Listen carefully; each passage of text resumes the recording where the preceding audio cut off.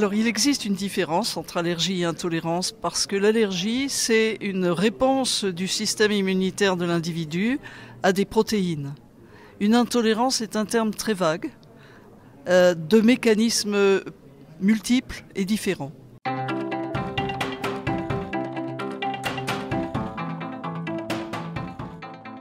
Eh bien finalement, la prévalence de l'allergie aux protéines de lait de vache chez l'enfant, elle n'a pas tellement varié depuis 20 ou 30 ans. On estime qu'elle est autour de 1% à 2% de la population pédiatrique. Mais ce qui est vrai, c'est que dans la fraction de population ayant un terrain allergique, ce qu'on appelle les atopiques, les familles à risque, dans ce cas-là, la prévalence est doublée. Donc là, on passe dans cette population-là à 2% à 4%. Alors chez l'adulte, la prévalence de l'allergie aux protéines de lait de vache n'est pas connue parce qu'elle est certainement extrêmement rare.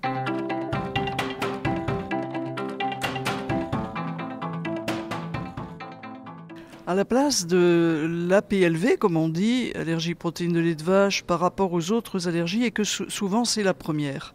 Elle survient très très précocement et un certain nombre de ces enfants vont ajouter une autre allergie alimentaire. En général, c'est l'œuf, la farine de blé et l'arachide. Elle est la première, disons, jusque vers l'âge de 1 an et demi. Et puis, c'est en fait avec la diversification alimentaire qu'on va voir apparaître les autres allergies.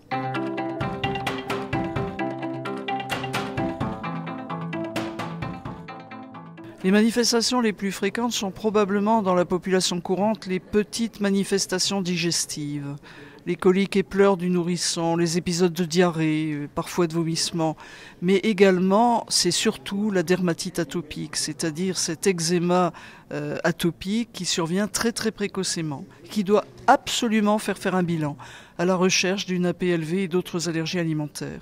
Et puis, moins fréquent, mais on le craint beaucoup, ce sont les formes graves, c'est ce qu'on appelle l'anaphylaxie aux protéines de lait de vache, et là, indéniablement, c'est en train d'augmenter.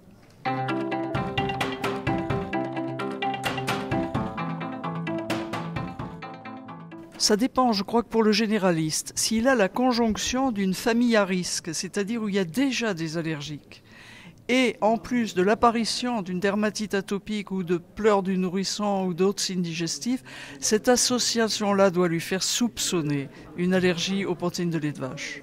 Le problème est relativement simple d'interrogatoire alimentaire chez un petit nourrisson, puisque pratiquement il n'est encore que sous lait.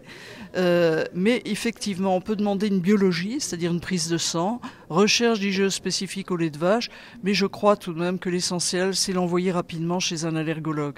Parce qu'il y a certaines formes d'allergie au lait de vache pour lesquelles il n'y aura pas d'IgE spécifique. Il y aura un autre mécanisme.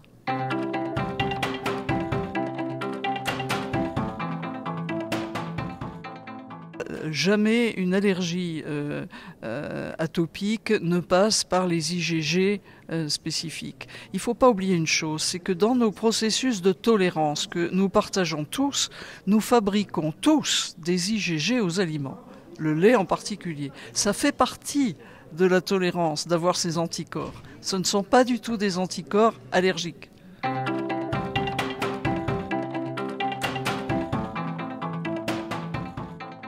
Si vraiment il y a une allergie aux protéines de lait de vache, il faut arrêter le lait. Et si la mère allaitait, et si l'enfant faisait tout de même une allergie avec les protéines qui passaient dans le lait maternel, c'est la mère qu'il faut mettre sous éviction. Sinon, si l'enfant était déjà sous une formule standard, il faut arrêter le lait, c'est-à-dire arrêter les protéines entières, et on donne ce qu'on appelle des hydrolysats extensifs, je dis bien extensifs, de protéines de lait, ou alors des hydrolysats de riz, et dans certains cas, on est obligé de monter sur ce qu'on appelle des acides aminés.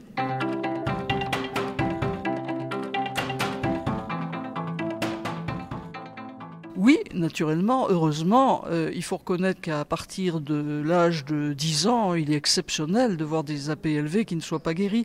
Mais ce qui nous soucie, nous, c'est que actuellement, elles guérissent, si on ne fait rien, elles guérissent plus tardivement qu'il y a 20 ans.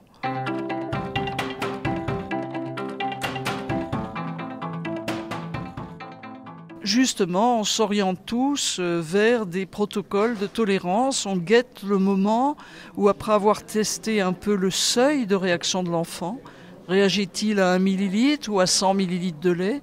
On va essayer vers 15, 18 mois, 2 ans, on va essayer petit à petit d'introduire très progressivement les protéines entières de lait.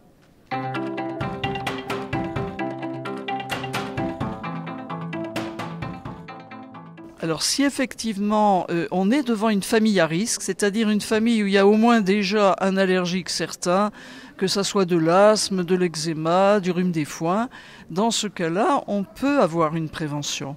Et cette prévention, c'est l'allaitement d'abord, et complété ou remplacé par, en cas d'allaitement impossible, par un hydrolysa partiel.